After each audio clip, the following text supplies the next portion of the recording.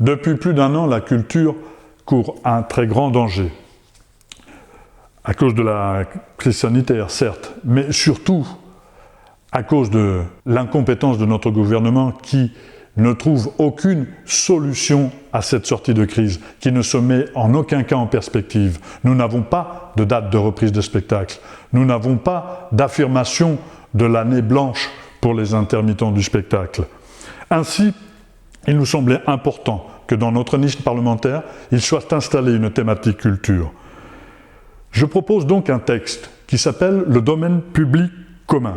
Il s'agit ici de doter les artistes d'un véritable statut social.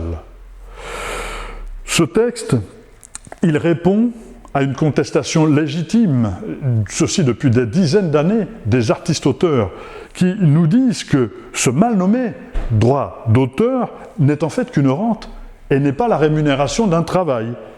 De la même manière que Victor Hugo disait en son temps « L'écrivain, en tant qu'écrivain, n'a qu'un héritier, c'est l'héritier de l'esprit, c'est l'esprit humain, c'est le domaine public. » Eh bien nous proposons d'entamer la reconquête de notre domaine public. Cette proposition de loi comporte donc deux dispositions. L'article 1er vise à la réforme des droits d'auteur tels que nous le connaissons et donc à un partage équilibré entre les ayants droit et la société. Il n'y aura donc pas de changement pendant la vie de l'auteur. Mais après sa mort et durant les 70 ans qui suivent, il sera instauré une taxe de 50%, une redevance donc, au bénéfice d'un nouveau domaine commun. Et à l'issue de ces 70 ans, l'œuvre continuera à entrer dans le domaine public comme c'est le cas actuellement. L'article 2, lui, porte sur l'utilisation des bénéfices de cette redevance.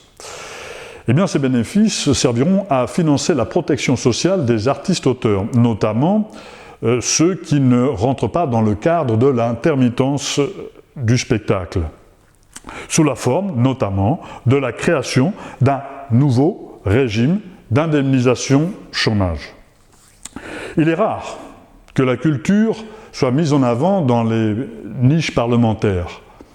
Mais à la France Insoumise, en 4 ans, c'est la deuxième fois que la culture est mise à l'honneur. Et je m'en félicite.